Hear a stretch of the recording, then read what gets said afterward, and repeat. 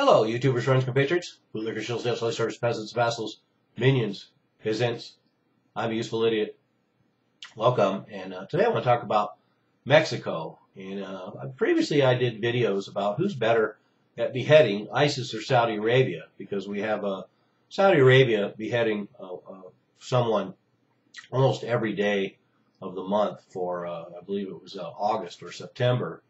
And has quite a history of public executions and beheadings.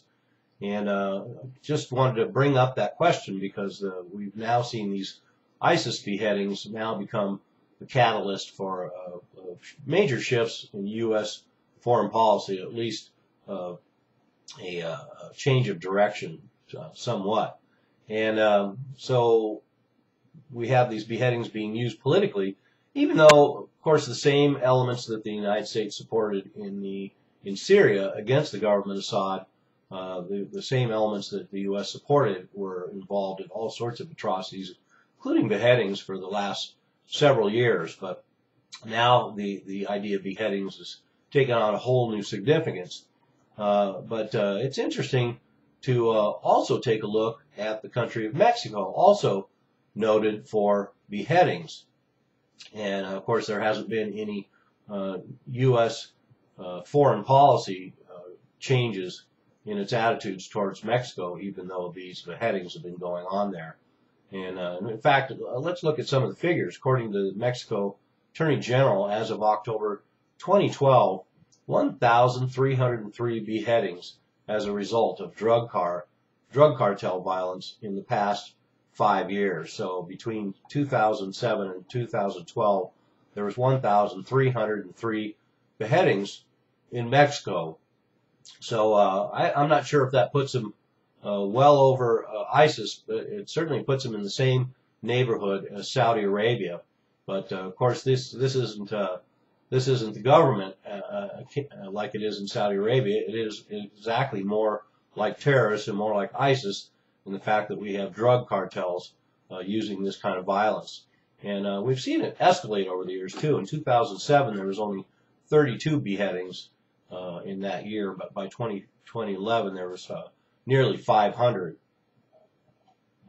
And in fact, previous to 2006, it was actually rare to see beheadings, but the scare tactics and the inspiration of terrorist groups in the Middle East made it a natural evolution for Mexican drug cartels, already known for a lot of their brutality. It's interesting to see their tactic change from previously having secret mass graves to cover up their crimes to a mentality now where they want massive public dumpings of bodies. They want it to be very public. They want to send a very loud message.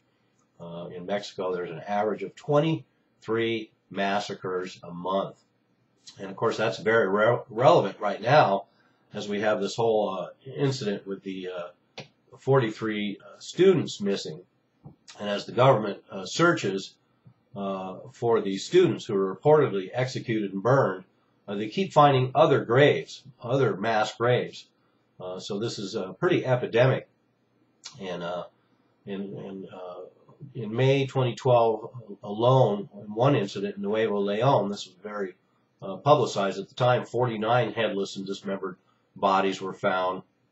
At Guadalajara, 18 dismembered headless bodies are found. In Nuevo Laredo, 14 headless bodies are found, and in fact their heads were put in ice chests and spread around the city.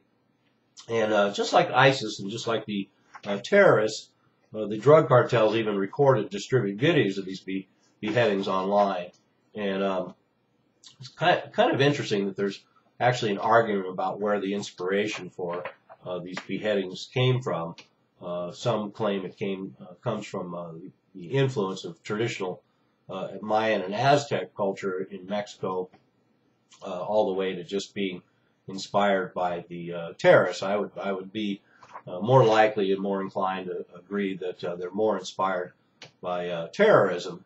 But this whole issue with Mexico next door and these beheadings and these atrocities and this violence shows that where the United States empire and foreign policy is more concerned with these kind of elements overseas than it is with countries right on its border. And rather interesting that the United States would be so less interested in getting involved with our southern neighbor than countries thousands of miles away in the Middle East, because certainly we get oil from Mexico, and we have another number of elements that are not only make it complicated to deal in Mexico, but are also akin to problems we have in our own country and we encounter in countries all over the world, and that's corruption in the police, corruption in the government. But the United States, in some respects, could even be claimed to be at war with Mexican drug cartels in the United States Southwest, because the cartels have made inroads and have quite a presence in the United States itself, and that's one of the very alarming parts of this whole issue. The United States policy isn't more aggressive in our own southern regions of our own country than they are in places in the Middle East, particularly when we see this same kind of violence, these same kind of atrocities on a massive scale. And we'll probably find out there's a lot more in the future when more of these secrets are revealed. But we have also the familiar U.S. policy failure with the United States playing both sides, playing the United States against the drug war and corruption, and against corruption police and corruption government, yet working with those same corrupt elements in Mexico, as well as working with the cartels themselves. Lots of credible claims that the United States has supported one cartel and pitted it against another and gave it unfair advantages. And certainly everyone's familiar with the Fast and Furious, the U.S. government actually arming one drug cartel.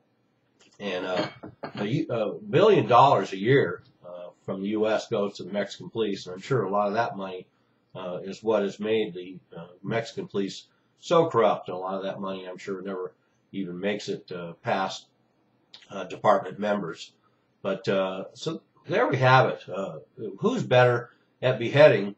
Is it ISIS, Saudi Arabia, or the Mexican drug cartels? And considering the numbers we have from Mexico, 1,300 in the last 5 years, considering most of the beheaded bodies we may not even know about, I would say maybe the Mexican drug cartels are the best at beheading. I'm a useful idiot. Don't you be one too.